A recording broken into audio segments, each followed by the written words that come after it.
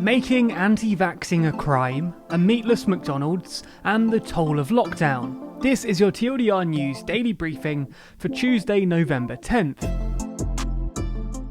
Before we start today's briefing, we need your help quickly. Today's daily briefing is the 86th we've released, which means that we're closing in fast on 100 episodes. To celebrate 100 episodes, we're going to be doing a daily briefing live stream, which goes through the 100 craziest, funniest, and weirdest stories from 2020, with me presenting them in normal daily briefing style. But don't worry, there'll also be twists and surprises, making the news reading slightly harder for me than it already is. However, before we get into any of that fun, we need your help sourcing 100 stories. So we want you to email us the news stories you think we should feature. The more weird, the more bizarre, the more funny, the better, so that we can coordinate them all. You'll want to email your stories, ideally with sources, to dailybriefing@tldrnews.co.uk. Also, make sure you subscribe to the Daily Briefing YouTube channel and hit the bell icon so that you can be notified when that special stream goes live. Anyway, that's all for now, so on to your regularly scheduled briefing.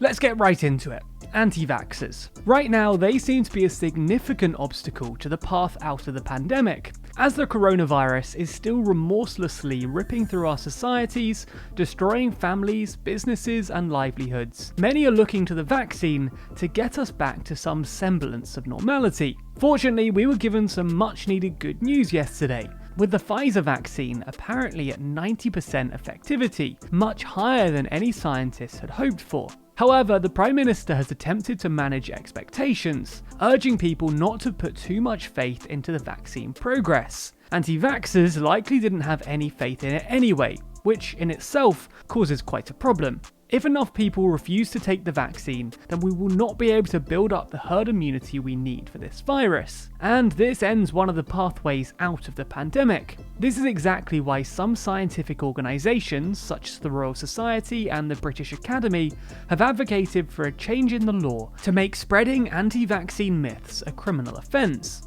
Clearly, they've stated that they believe that people should be inoculated against falsehoods spread online. Such falsehoods have already seemingly managed to find a foothold in society, with 36% of the UK supposedly being either uncertain or unlikely to take the vaccine. Free speech advocates may be hesitant to back this legislation though, even if they don't believe the anti-vax movement, because they might claim that it puts us one step closer to enforced government thinking and making 1984 a non-fiction book. However, others will argue that free speech has always had its limits, and that laws exist around the world prohibiting things like the denial of Holocaust and other generic speech that harms public health, and therefore they claim this law would be no different. We'll leave it up to you to decide whether backing such a law is right or not. In the second news story today, McDonald's is set to announce its own McPlant vegan range in 2021.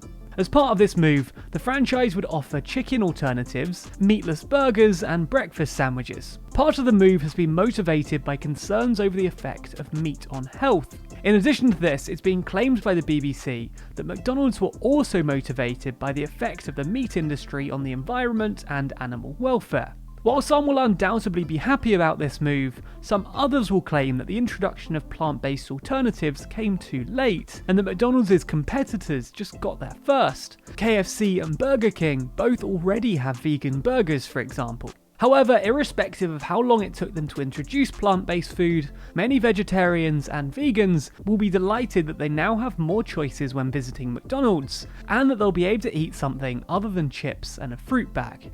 In the final story today, it's been revealed that children are really suffering in the various lockdowns that residents of the UK have been placed in over the last few months. While the lockdown has inevitably had a positive impact on reducing the spread of the virus and saved many lives, Ofsted have revealed that children's development has been set back. Some children have reverted back to nappies, and others have reportedly forgotten how to use a knife and fork, while others have lost their stamina for reading.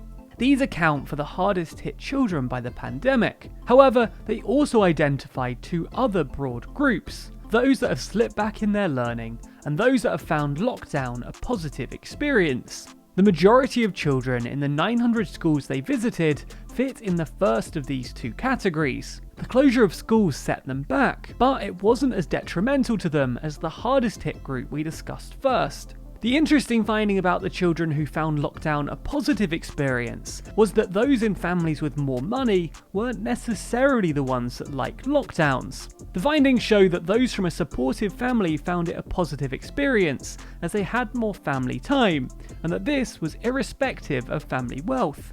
So while lockdowns continue to be discussed and implemented, it looks unlikely that schools will be closed. The Prime Minister has always been keen to stress that schools will not close in the UK due to the impact they have on children, and this report certainly backs up this belief. Others may argue though that the threat of the virus extends beyond this, with lockdowns also impacting children's mental and physical health. As ever, we'll leave it up to you to decide what you think.